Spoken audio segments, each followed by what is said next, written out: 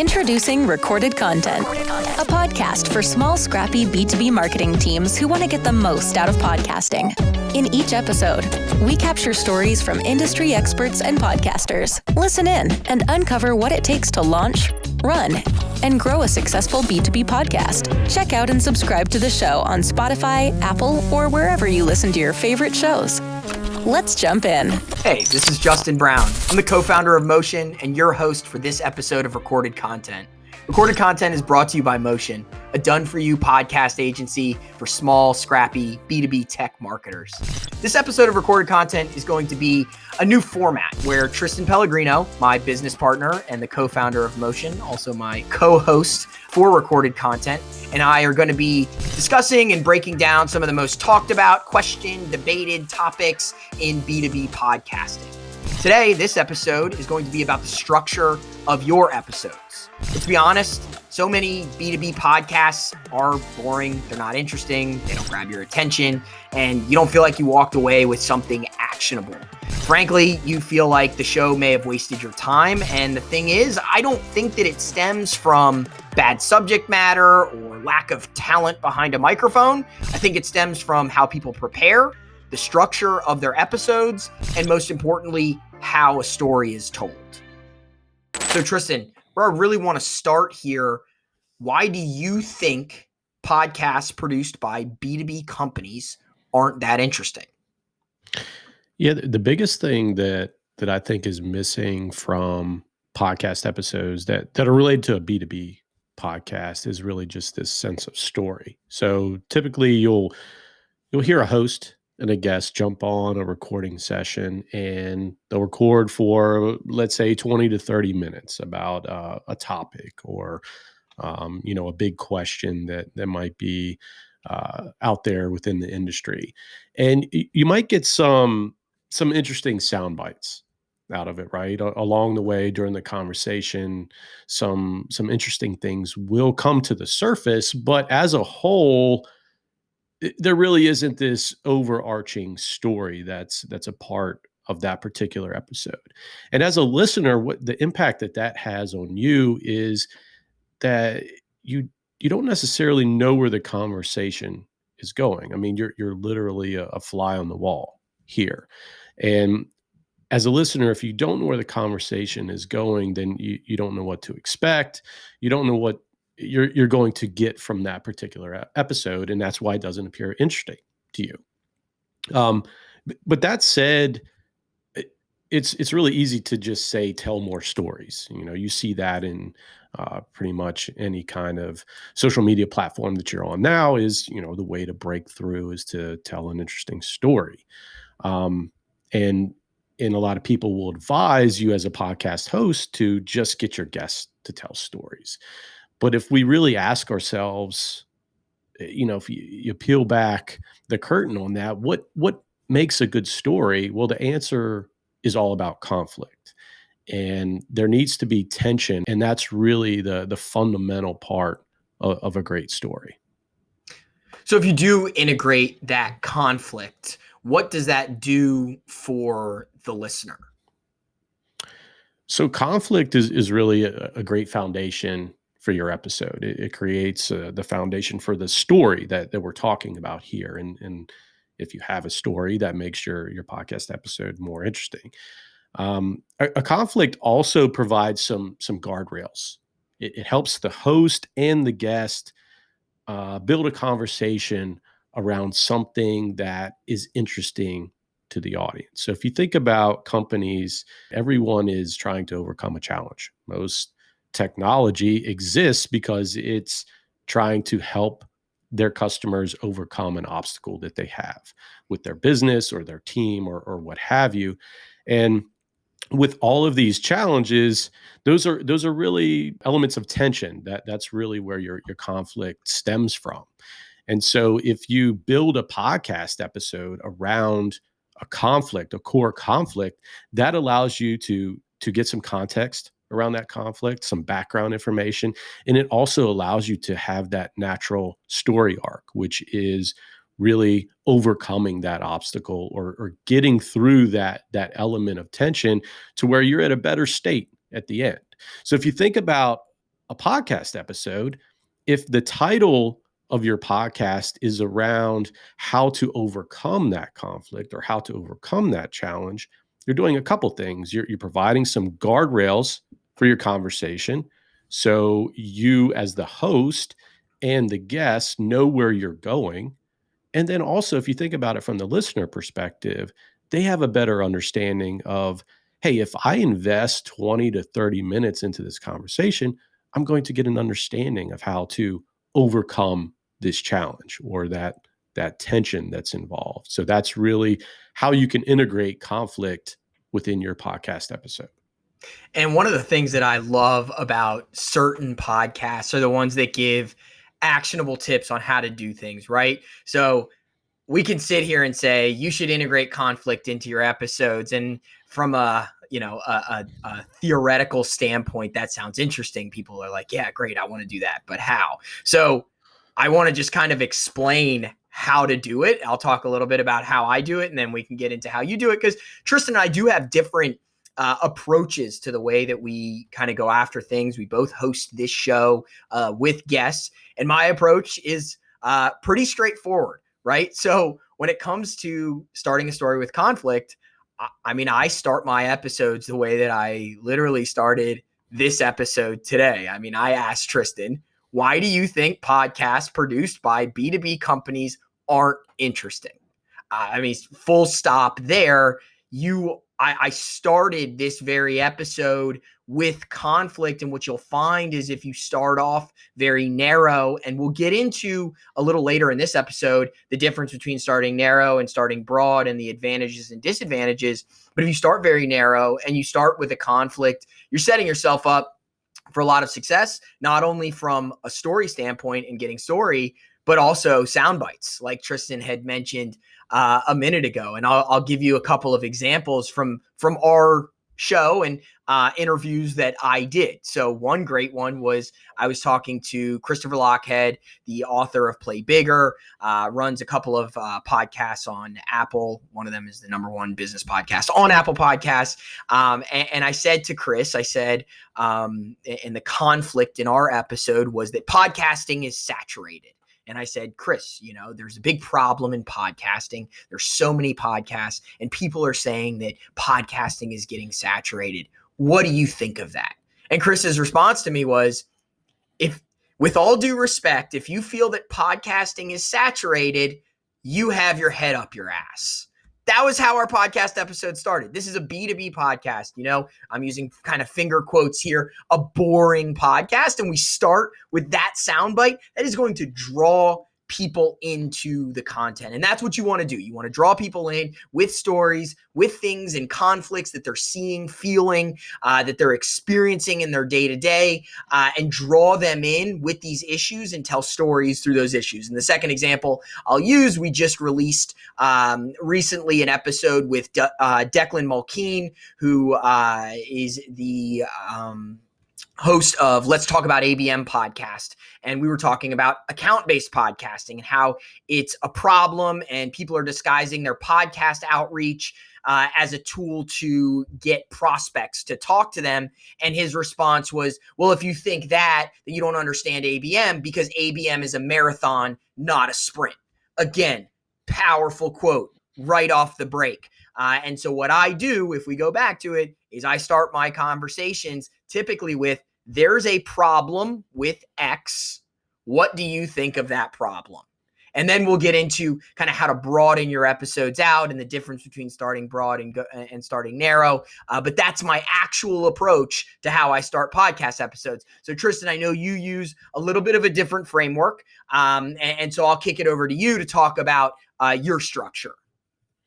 Yeah. And when you look to integrate tension within your podcast episodes, I mean, there are a number of ways that you can do it. And I'll go through a framework that I use quite often. But I think even before I go there, a key thing to remember or to even understand is, if you're looking for tension, a lot of it can just be very simple. Like, what are some of the big questions that your customers have? So if you want to source tension or conflict in your episodes, I mean, look at customer support tickets, or look at the FAQs that are coming from your sales team. These things are all good sources of inspiration for challenges that your customers are having. So if we think about a B2B podcast and the stories that we want to tell, it's really how people have overcome certain obstacles that are highly relevant to your audience. And these things can be observations that you have. They can be the old way versus the new way of doing something. These are all great representations of conflict that you can integrate within your podcast episode. And so if we think about, okay, let's say I do have a big question that I want to tackle in a podcast episode, and I have that tension, right? I understand what that is. Well, how do you build a podcast episode around it? Because if you think about a single question, right? Let's say if it is an FAQ, it could be very simple. You could answer it in 2-3 minutes, perhaps. But if you want to build a podcast episode around that, you can build it out a little further. And one of the frameworks that I really like to use, it's called the ABT narrative framework. And I learned a lot about this framework from one of my favorite podcasts, which is called The Business of Story, and it's hosted by Park Howell, who's actually a guest on Recorded Content. But Park really took a lot of inspiration from Hollywood and a lot of the elements of great stories that you see in Hollywood in movies and longer form content. And he tried to really distill that down into a 3-part framework. And he's worked with a lot of people on this, but it's called the ABT narrative framework. And it really has 3 parts. It stands for and, but, therefore. So and is the setup. So that's your context. That's really the background information that you need. The but is the problem. That's the core conflict that you're looking to explore. And therefore is the resolution part of the story. So if we break down this episode here, let's take a look at the first part. Companies understand their podcasts must help their audience and connect with their listeners. Okay, so that is the setup. That's the background information that you need for this episode. Secondly, let's take a look at the but, or the conflict. But most podcasts don't have any tension and fail to tell an effective story. So that's the problem that we're exploring. And then if we look at the last part, therefore, you need to integrate more conflict in your podcast episodes to make them more interesting for your listeners and ultimately help them. So that's the resolution that we're trying to arrive at with this podcast episode. All right, so let's talk about the structure of the episode itself. I mean, we have a formula that we use for our nearly 3 dozen shows that we run. Sure, they're not all exactly the same, and we change things. We have shows that are in the works that are going to be YouTube-based shows or video-based shows. But for the most part, with our podcast, we have this formula of cold open, intro, problem, resolution. Can you talk a little bit about how we arrived at that structure and why? So, yeah, I think the main thing that we look to do, or that we've done with our customers, is you have to have a blueprint, right? So you have to have a foundation to work from, because a lot of times people are like, and this is what we mentioned at the top, is let's just tell more stories. And people are like, literally, tell me a story about when, but they're not framing the episode around these 3 core components that we're talking about, which is that setup, background information, you got your conflict, and then you have your resolution. So that's why we've really tried to establish this structure for customers, so that at least you're working from this core blueprint that you can use every time. So it's a repeatable process, and you can always change things here and there. You can have more background information in one podcast episode, that might be required for your audience to know a little bit more. Or Justin, I know that you jump in a lot of times almost with the big problem up front. And then what you'll do is you'll fill in some of that information as you go along. So there are some nuances there. There are different techniques that you can use, but the important thing is to really have those 3 core components that at some point in time you fill in during a podcast episode. And I do want to talk a little bit about my approach and one thing I want people to stay away from, which is starting your episodes with tell the audience a little bit about your background. That question, and you hear it so much in B2B podcasts, I feel that people want to start broad to give lots of context, but your audience very likely didn't show up to get context. They showed up for solutions.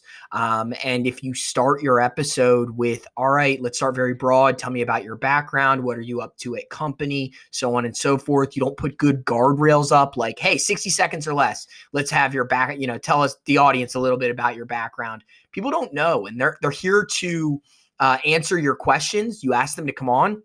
And if you ask them about their background, they may go for 5 to 10 minutes and your audience may tune out within those 5 to 10 minutes. And my approach is to try to get to the content very quickly.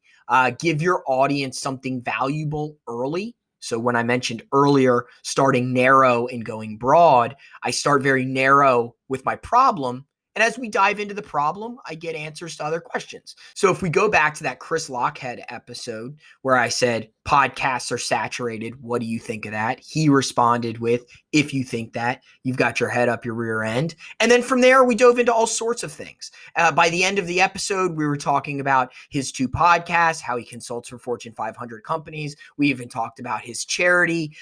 So we were able to start very narrow and then fill in the cracks with lots of that background information as we went along, and we told a story. I didn't try to say, hey, let's give the audience all of the background on this person, and then let's dive into a problem, because there's a good chance that by the time you do get there, that you'll lose them. Right. And I think that's something that's important for people to understand is just because you have a narrative framework like the ABT, the and, but, therefore, it doesn't mean that it has to be so linear every time. It doesn't have to be that predictable.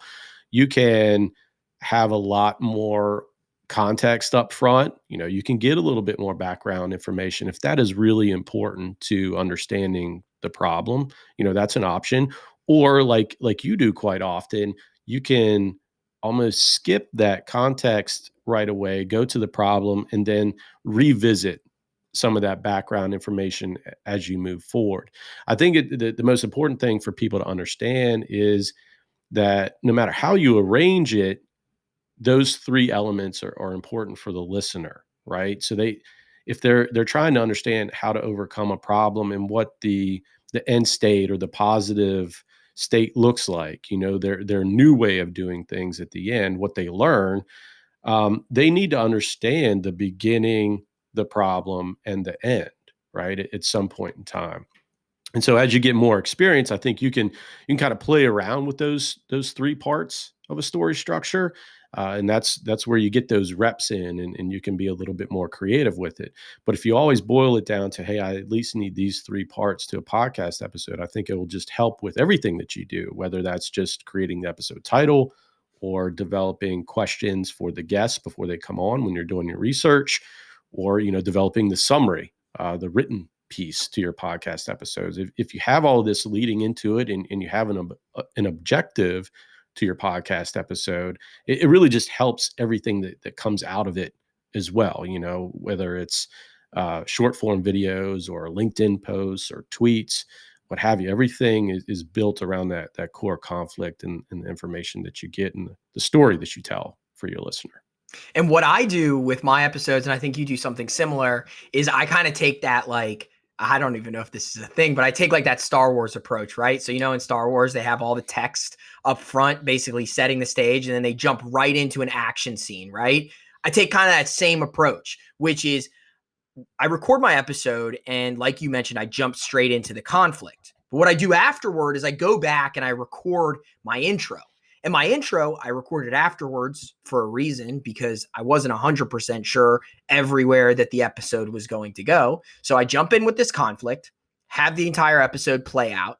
Then once the episode's finished, I go and record my intro, that kind of up front, and set the stage for the audience. So I go in my intro and say, hey, you're listening to another episode of Recorded Content. Today, I have on Tristan Pellegrino.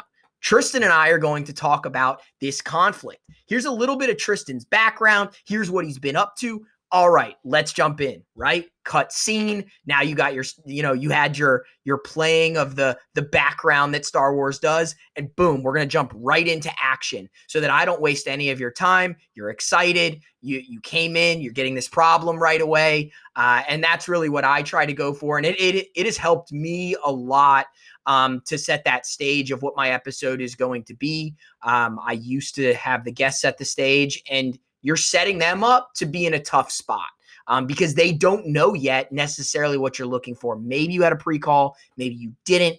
But either way, you should be taking ownership of that as the host of the show. And I think if you tee up the episode versus having your guest tee up the episode, you're really going to put yourself in a better position.